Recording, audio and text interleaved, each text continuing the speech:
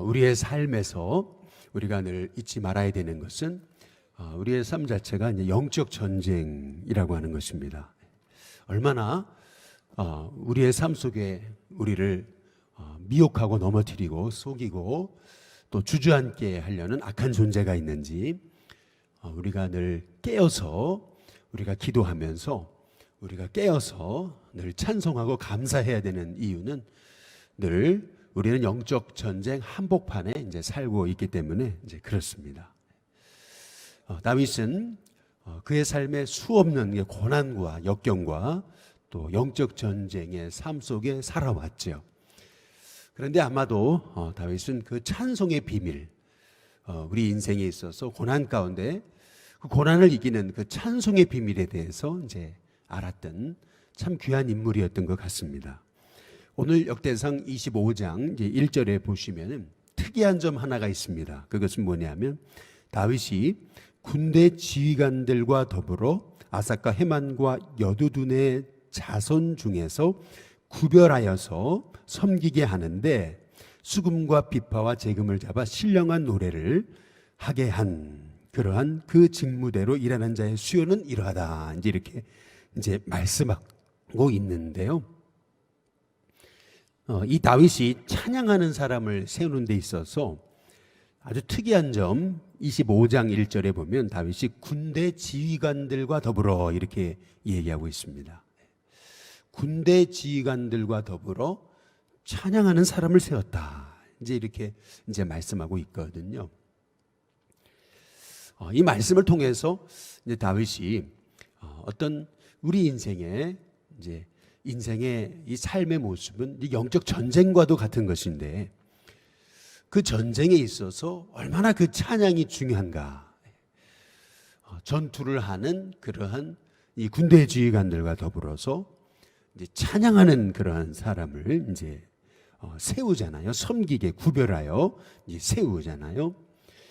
오늘 이 말씀을 통해서 우리는 우리의 삶 자체가 영적 전쟁과도 같은데 이 영적 전쟁과도 같은 인생 속에서 찬양이 얼마나 중요한가라고 하는 것을 이제 이 말씀을 통해 우리가 이제 깨닫게 되는 것입니다. 특별히 여기 25장 이제 1절에도 이제 보시고 또 이제 3절에도 보시고 이제 계속 보시면은 여기 보면 이렇게 얘기하고 있죠. 신령한 노래를 하게 했다. 이제 이렇게 얘기를 하고 있어요. 3절에도 신령한 노래를 하며 여호와께 감사하며 이제 찬양하게 했다. 이제 이렇게 이제 말하고 이제 있거든요. 그냥 노래가 아니죠. 2절 끝에도 신령한 노래를 이제 계속 신령한 노래를 이렇게 얘기하고 있는데요. 이 신령한 노래가 뭘까? 이 신령한 노래라고 하는 이 말씀의 밑에 성경의 주석에 보면은 이게 히브리어로 이제 예언을 뜻한다고 이렇게 이제 말하고 있습니다. 그냥 찬양이 아니죠. 이것은 성령님의 이제 기름 부심이 있는 찬양을 얘기하는 겁니다. 찬양하면서 하나님의 말씀을 선포하고 그 하나님의 일하심을 선포하는. 그러니까 예언이라고 하는 것이 단지 그냥 앞날을 그냥 이렇게 얘기해 주는 그런 의미만 있는 것이 아니고요. 예언이라고 하는 것은 하나님 말씀을 선포하는 것에 이제 그 의미가 또한 있는 것이죠.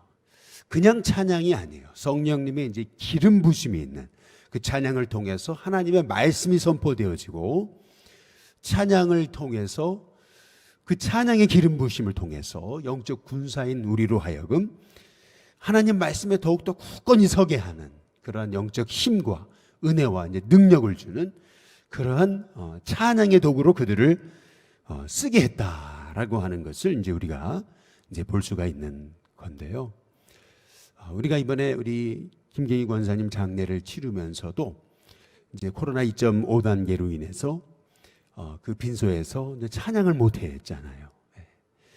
그랬다가 이제 우리가 화장장에 갔을 때 이제 문을 다 닫아놓고 그 안에서 작게 이제 마 목사님 인도하에서 이제 드디어 이제 우리가 찬양을 좀 불렀었는데 그리고 이제 낙골당에 가서 그곳 관계자한테 물어보니까 그냥 찬양을 해도 된다. 이제 이렇게 허락을 받아서 우리가 크지 않은 소리로 같이 또 찬양을 했는데, 이게 벌써 찬양이 있는 예배와 찬양이 없는 예배는 완전히 다른 것이죠.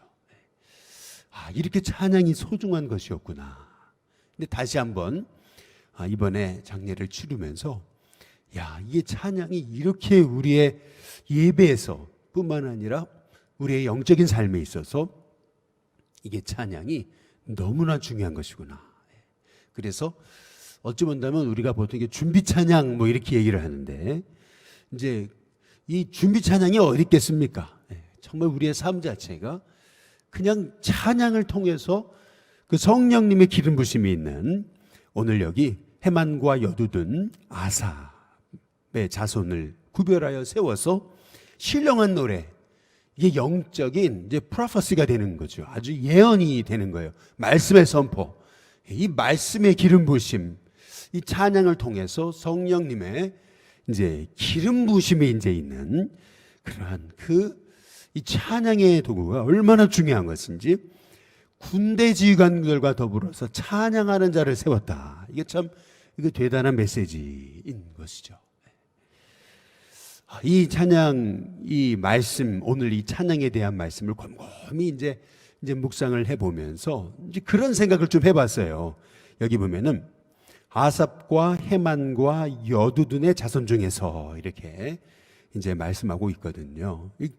9절부터도 이렇게 보시면 계속 반복해서 말씀하고 있는 것이 그와 그의 형제들과 아들들, 그와 그의 아들들과 형제들 뭐 이렇게 계속 얘기를 하고 이제 있잖아요. 이 말씀을 이제 묵상하면서 이제 생각하게 되는 것은 이제 이런 거예요. 옛날에 우리 한국 교회에 이렇게 교회마다 있었던 전통이 하나 있었어요. 그게 뭐냐면 이제 가족들 찬양, 이제 이 찬양제였던 거죠. 가족들이 나와가지고 이제 찬양하고, 또 이렇게 이제 예배 때마다 가족들이 이제 이렇게 찬양할 수 있도록 신청받아가지고 이제 찬양했던 거. 저도 초등학교 때 어머니 아버지 손을 잡고 이제 성도님들 앞에서 그렇게 그냥 못 모르고, 제가 그때 기억이 나요. 못 모르고 그렇게 그냥 막 열심히 그렇게 그냥 목에다 핏대를 세워가면서 이제 찬양했던 형도들이 너 참 찬양 잘한다, 찬양 열심히 한다 이렇게 칭찬해 주셨던 이제 그런 게 아직도 이제 기억이 나요. 그때 불렀던 찬양도 기억이 나고요. 그래서 제가 그 찬양을 참 좋아해요. 그 찬양이 뭐냐면 예수가 거느리시니 즐겁고 평안하구나. 예수가 거느리시니 즐겁고 평안하구나. 이 찬양이 그때 우리 가족 찬양이 불렀던 찬양인데, 우리 이제 일신교회도 이제 코로나 시대가 이제 지나가면서 한번 가족 찬양 한번 해볼까, 이제 이런 생각도 이제 언뜻 해봤습니다.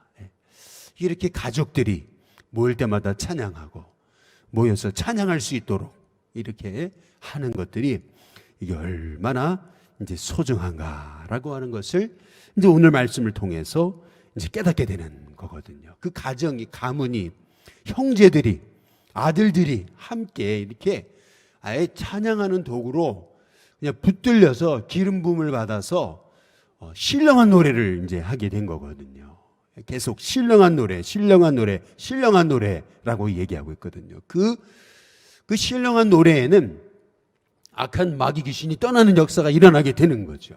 그냥 단지 세상 노래와 달라가지고 그 안에는 프로페시가 있는 거죠. 예언, 말씀 선포가 있는 거예요.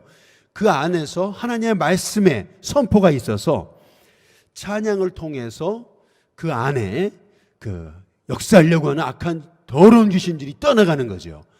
그래서 이 찬양이라는 것이 이게 얼마나 놀라운 것인가. 그래서 다윗은 이 사울에게 붙었던 그 더러운 귀신, 악신이 이 사울이 야료하는데 말이죠. 야료한다. 이 정신적인 어떤 그런 어떤 그 발작을 하는데 그때의 찬양을 하니까 그냥 그 야료하던 것들이 떠나가고 평안이 임하고 이 사울의 마음이 시원해졌다. 이제 성경이 이제 말씀하고 있는 거거든요. 얼마나 이 다윗 왕 자체가 그런 성령님의 기름 부심 있는 찬양을 그렇게 올려드렸는지 이제 우리가 이제 알 수 있는 대목인 것이죠. 네.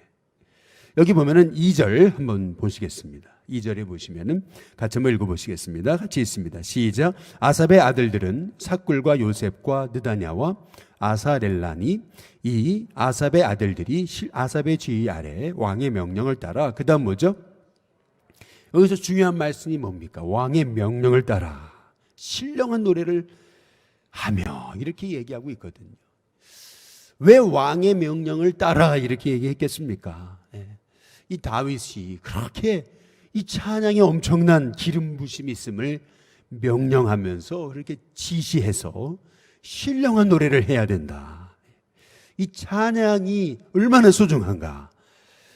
영적 전쟁, 우리의 삶에서 이 영적 전쟁에서 이 찬양이라는 것이 얼마나 귀중한 것인가 라고 하는 것을 이제 다윗이 그렇게 알려주고 선포하고 명령했다라고 하는 것을 이제 우리가 이제 알 수가 이제 있는 대목인데요.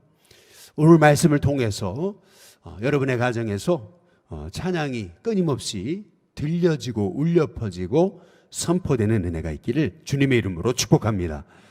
그래서 옛날에 이렇게 우리 한국교회가 가졌던 참 중요한 전통이 있잖아요. 그것이 뭐냐면은 차임벨. 교회마다 이렇게 주일만 되면은 이렇게 종을 치다가 이제 나중에는 차임벨을 울렸잖아요. 예배 시간이 되면은 예배당 밖으로 찬양을 이렇게 울려 퍼뜨렸거든요. 그러다 이제 그게 다 없어졌잖아요. 그런 전통이 다 없어져 버렸어요. 그러더니 옛날에는 성탄절만 되면은 늘 기쁘다 구주 오셨네 소리가 들렸는데 요새는 그 소리가 없어졌어요. 뭐 저작권 문제라나요? 그러면서 이제 아예 뭐 찬송을 들을 수 없는 그러한 시기가 이제 찾아오고 요새는 조금 가끔 들리긴 하더라고요.